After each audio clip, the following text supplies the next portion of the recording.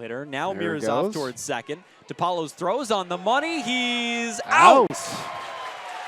All this talk about, do we lower the mound or move the mound back? Chance for Calvin out and right. Long run, and he makes the play. He fires it back in towards second. Rakeo is out. Reese Calvin has done it again, and this time he was falling away from the play. Unbelievable. And an RBI ground out from Lucas Moore. There's a little jam shot into center field, and it is down. And it gets past the center fielder Moore. Calvin scores. Dom is rounding third. He's waved in. Here's the relay. He's safe, and the game is tied. Waterloo just a game back. There's a line drive. O'Sullivan lays out and makes the play.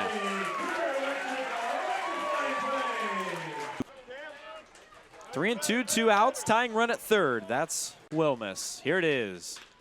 Ground ball left side. Gonna be a tough play for Carpentier, but he makes it, and Rochester holds on by tooth and nail and wins 8-7. Line drive right field, a base hit. This game is over.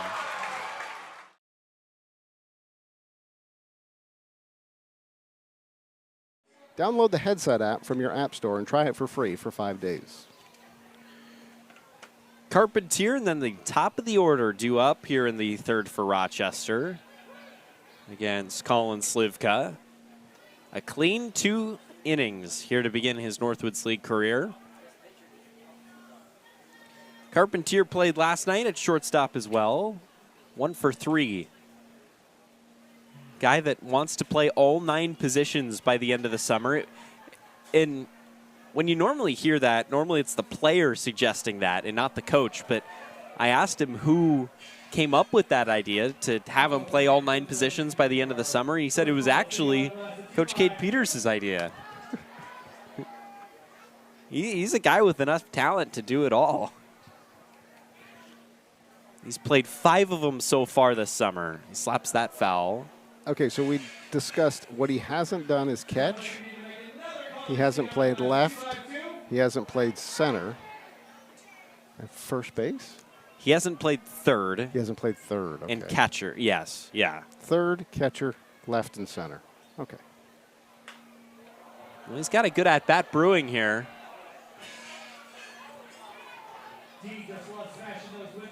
It seems as though those, well, aside from catcher, the others should be pretty straightforward for him. I think he can handle those. Catching is a different ballgame altogether. Did a good job in right field the other night. Now a flare out to center. Hamilton tracing inwards. There's one away. So that's the 9-hole hitter down, and now the top of the order. Second at bat for Augusto Mungarrieta. You talk about those versatile guys. Normally, guys like Carpentier who can play corner outfield and play middle infield, you normally don't see him play at the corners of the infield in addition to that, or center field, but I'm excited to see him there. Mungarrieta flies it to right. Garris right there. 2 down. So quick work here from Colin Slivka, who's now just at 33 pitches and an out away from getting through the 3rd inning. We're at the bottom of the 3rd inning, and this has been a pitcher's duel so far. With Cushing, that's probably expected, but with Slivka, a guy making his first Northwoods League start. Yeah, doing well for himself. You never know how people are going to react to summer ball. But he's a guy that threw a lot of innings in the spring season as Schoenfeld takes a strike. And that's the issue with a lot of these guys that come in and issue a lot of walks. That they haven't thrown in the spring season. They haven't thrown in a game in maybe a year in some cases. Well, Slivka's come in almost, he's 2/3 of the way through this inning and yet to give up a free pass. So it's bringing strikes. There's one right there called strike.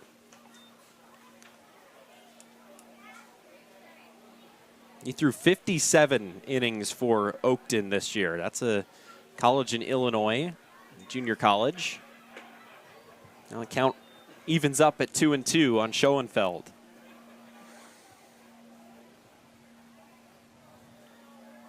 Again, that contact was an issue for him this year. 73 hits allowed in those 57 innings.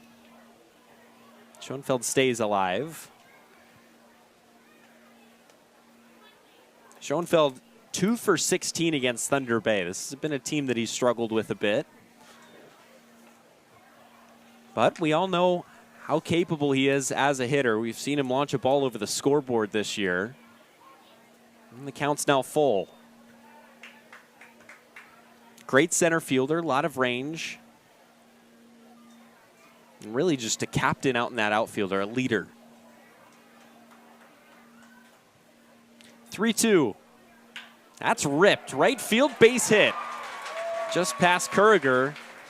And the Honkers still alive here in the third.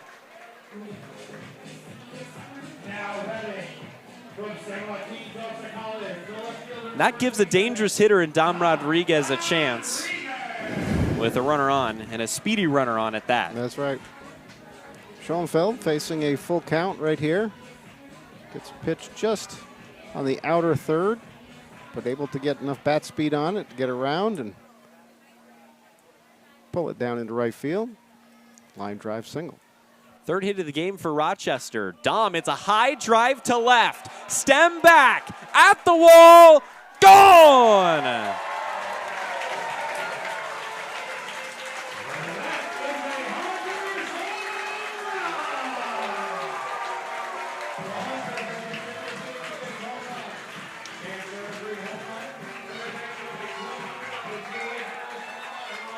He wasn't going to stay cold for long, Nelson. And he puts the Honkers up 2. Slivka's been throwing strikes. He did so here. Dom got one to his liking on the inside. He demonstrates his power. Well over the 350 sign in left center. And that's 2 Ultra Federal Credit Union runs for the Rochester Honkers here in the bottom of the third. As French stands in and fouls the first pitch off, Reese Calvin took the lead, the team lead in home runs last night with his 7th. Well, Dom Rodriguez just tied that. Well, he just hit his 6th. Oh, he hit his 6th. He's now tied for second. I'm sorry. I thought that was 7 for him, too. Well, that power blossomed so late for him, and he has been hitting them in bunches as of late. We talked about it a lot last night. He was a contact guy that had a high batting average, not necessarily hitting the ball over the fence, gap-to-gap power. He had the extra base hits. He had the OPS to show for it, but not a lot of home runs. And then they started coming in bunches. He hit a go-ahead grand slam against Waterloo in the final game of the homestand last week. Had nice inside the Parker in Eau Claire on the 9th of July. He actually had 2 home runs in that game. That's right. That's grounded into right field, a base hit. And Blaine French is 2 for 2 today. And that was 11 for 26 on the young season, on his young season.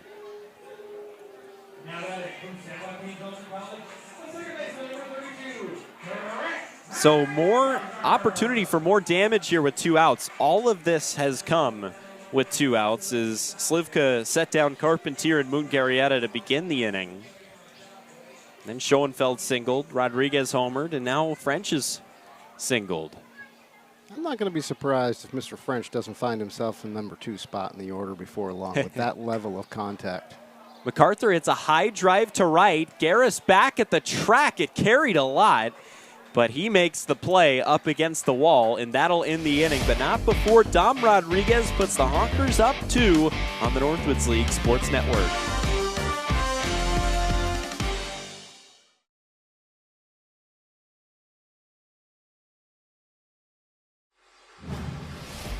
Thursday evening baseball from Rochester as we play 2 between the Honkers and the Bucks. And with that, we welcome you inside the Mayo Field broadcast booth. I'm Mickey Doolittle. Kyle Trainer will join us in just a moment. The Honkers entered today having lost 7 of their last 9 games, and now are sitting in 3rd place in the Great Plains East, game and a half out of the first place spot. Meanwhile, for Waterloo, they entered today having been really close to qualifying for the playoffs in the first half. However, haven't gotten off to the start in the second half that they would have wanted. But with the All-Star break gone, they have a chance to turn it around tonight. They only sit 2.5 games out of first place, meaning they're still kicking in the Great Plains East. Now let's take a look at what happened in yesterday's game right here at Mayo Field. It was Ty Rumsey's world, and we were just living in it. This was his second 3-run homer in as many innings, and he led the way to a 10-3 Mankato win over Rochester. Last time Waterloo was in action, they were playing Minnesota at home before the All-Star break, and Luke Finn blew the game open with this 3 RBI triple, sending the Bucks to a 12-8 win. Now let's take a look at how the division standings stack up. This is most teams' first game after the All-Star break, not Rochester. Yesterday was a makeup. Thunder Bay paces the way in the East. Only a half game back of them, though, is the Duluth Huskies, who have won 3 in a row. Rochester and Waterloo still hanging around, though. Out west, St. Cloud has the longest winning streak in the lead. They've won 8 in a row. Wilmer is 2 games back of them, and Mankato is 3 back as well.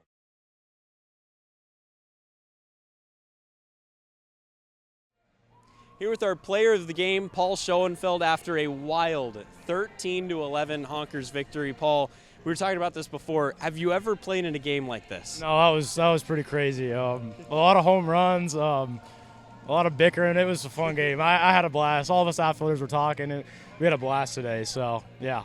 4 hits for you on the night, a double, a pair of singles, and then, of course, that homer. What was your approach at the plate? Just catch it out in front. Hey, that's cold. Catch it out in front, see it well, see it deep, see the changeup. I've been struggling with that, and catch that fastball out front, and I got a hanging changeup, and I hit it pretty well, so, yeah. How big is this game to capture momentum going into the All-Star break? Good. The boys needed it. We were struggling there for a couple games, and, going to the break, we can relax now. Guys can recover. We have some guys that are hurt right now, but, now we're going to go, relax and then come back and be healthy, so. Thanks for your time. Congrats on the win. Hey, appreciate it. Thank you. Appreciate it. Thank you. You're welcome.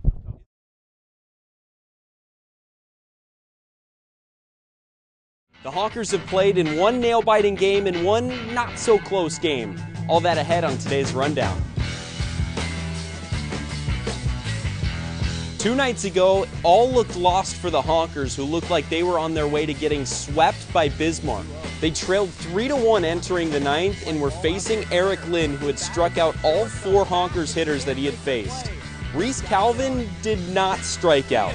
He gave the Honkers hope with this home run, cutting the lead down to 1.